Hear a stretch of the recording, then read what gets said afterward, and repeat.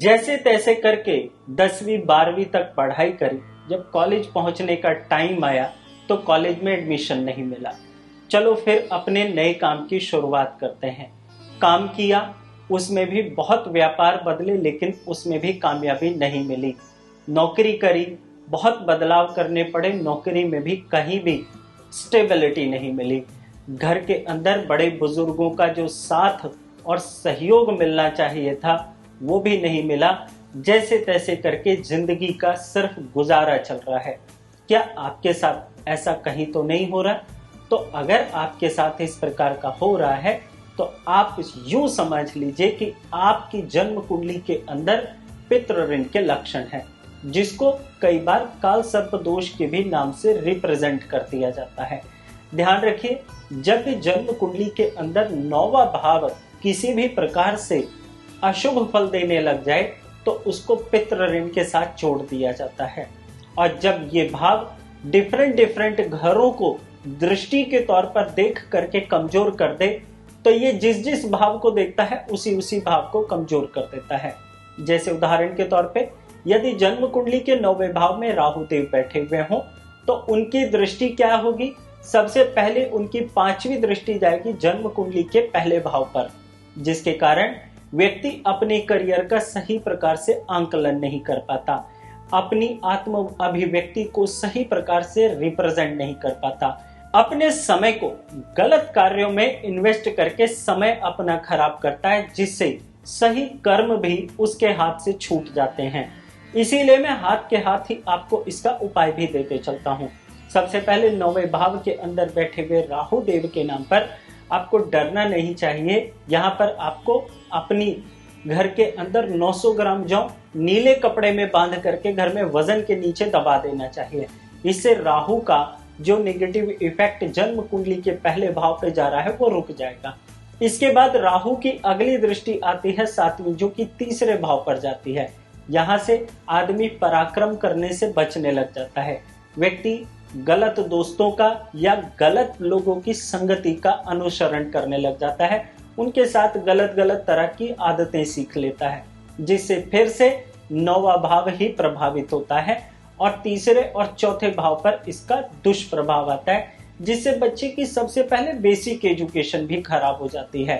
तो basic education क्या होती है आप समझ लीजिए कि पहली से लेकर के 10वीं 12वीं तक की जो पढ़ाई होती है वो डिस्टर्ब हो जाती है। अब इसके बाद राहु देव की जो अगली फाइनल दृष्टि आकर के पड़ेगी वो 5वें स्थान में पड़ेगी।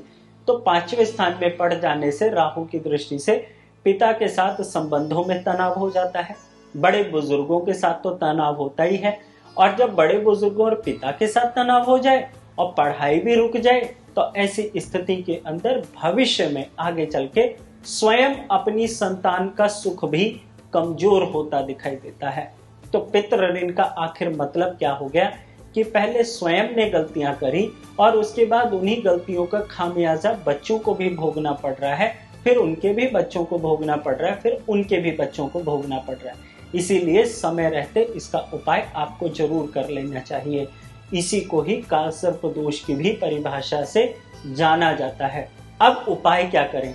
इस उपाय को 43 दिन करना होगा।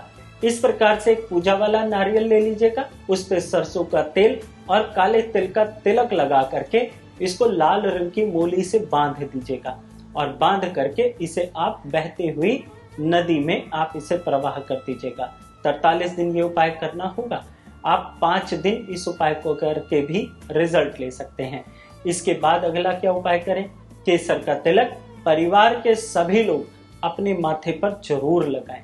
नंबर 3 उपाय क्या करें?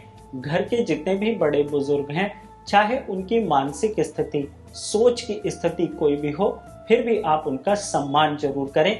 अपनी सेवा से उनका स्वास्थ्य और उनकी आदतों को बदलने की कोशिश करें। ध्यान रखिए, जब आप इन 3 उपायों को करेंगे तो आपको अपनी लाइफ के अंदर, मैं यूं नहीं कहता बहुत जादू वाले परिवर्तन दिखाई देंगे, लेकिन किसी जादू से कम बदलाव भी आपको नहीं मिलेगा। इसके बाद 4th रेमेडी आपको जरूर करनी चाहिए, जो मैं आपको बता रहा हूँ। त्र्यंबकेश्वर महाराष्ट्र यानी नासिक में जाकर के आपको अपने पितृदोष शांति की पूजा जरूर करा लेनी चाहिए। यदि किसी भी प्रकार से संतान में रुकावट आ रही है, संतान के सुख में समस्या आ रही है, कॉलेज की पढ़ाई करने में रुकावट आ रही है, तो आप ये उपाय जरूर कर लीजिएगा। आशा करता हूँ आप इन उपायों को करके अपने जीवन को सुखी रखेंगे। वीडियो कैसा लगा मुझे कमेंट करके जरूर बताइएगा। यदि आप अपनी जन्म कुंडली का कंसल्टेशन लेना चाहते हैं तो स्क्रीन पर दिए नंबर पे कॉल या व्हाट्सएप करके अपना audio video call appointment fix कर सकते हैं। और ध्यान ये भी रहे कि आपको मैं 100% ऑनेस्टी के साथ आपको उपाय रिकमेंड करता हूँ। आपको बहुत महंगे उपाय मैं नहीं बताता।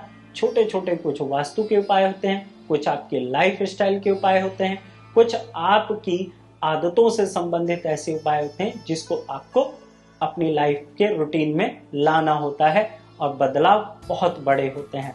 मैं अपने 18 से 20 साल का जो अनुभव है वो आपको रेमेडी के तौर पे, रिजल्ट्स के तौर पर आपको देता हूँ। इसी के साथ जय माता दी।